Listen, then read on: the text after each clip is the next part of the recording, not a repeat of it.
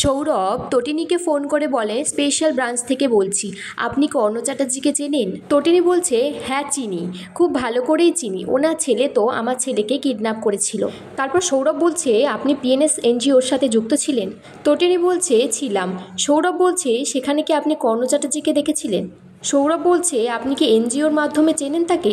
তটিনী বলছে, না চিনি না, বলে ফোনটা কেটে দেয়। দেখা যায় কর্ণ চ্যাটার্জি সে স্পেশাল ব্রাঞ্চেই আছে আর বলছে, কি বললো? তখন সৌরভ বলছে, চেনে না বলল। এদিকে পরশুরাম কর্ণ চ্যাটার্জিকে ফোন করে বলে, আপনার এই পুরো সাক্ষাৎটা ভিডিও রেকর্ডিং করা হলো। কর্ণ চ্যাটার্জি বলছে, মানে? পরশুরাম বলছে, মানে 3 নম্বর যে মহিলা ঢুকলেন, পাপিয়া ভৌমিক, উনি আপনাদের সেলাইয়ের দিদিমণি, আপনাদের এনজিওরই একজন টিচার।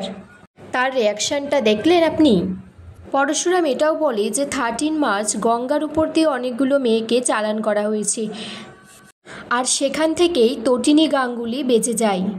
বাকিদের উপর গুলি চালানো হয় আর 2টো লাশ ভেসে যায়, কিন্তু বাকিদেরকে খুঁজে পাওয়া যায় না। কর্ণ চ্যাটার্জি বলছে, এইসব কেস নিয়ে একদম মাথা ঘামিও না, অনেক উঁচু মহলের কেস এটা। তটিনী তখন পরশুরামকে ফোন করে আর বলে, তুমি কোথায়? দুপুরে খেতে আসবে না বাড়িতে?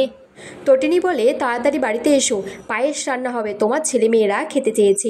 পরশুরাম বলছে, তোমার ছেলে মেয়েদের জন্য তো আর সোনা দিতে পারবো না, তাই লাট্টুর জন্য একটা ব্লেজার আর পিকোর জন্য একটা সোয়েটার নিয়ে আসছি। আরাধ্যার বাবা আরাধ্যাকে বলছে, তুমি একদম ঠিক করনি আরাধ্যা। আরাধ্যা বলছে, কান্নাকাটি করছে আর বলছে, আমি ভেবেছিলাম পুজোতে এবার সিঁদুর খেলবো, কিন্তু কার সাথে সিঁদুর খেলবো? বরই তো নেই, আর আমার তো ডিভোর্স হয়ে যাবে। আয়ুষী তখন বলছে, ও ঠিকই বলেছে ড্যাডি। আরাধ্যা তখন বলছে, আমি তটিনীদের সংসার ভাসিয়ে দেব। আরাধ্যার বাবা তখন নিজের ভুলটা বুঝতে পারে আর বলে, আমি খুব বড় ভুল করেছি।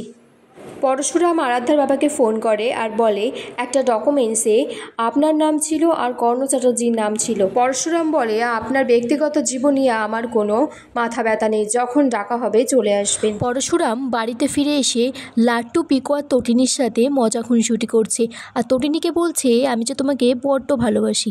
তটিনী বলছে, দেখো 2টো ব্লাউজ কাটাতে দিয়েছিলাম, ভেবেছিলাম সপ্তমী অষ্টমীতে পরবো, কিন্তু এখনও দিল না।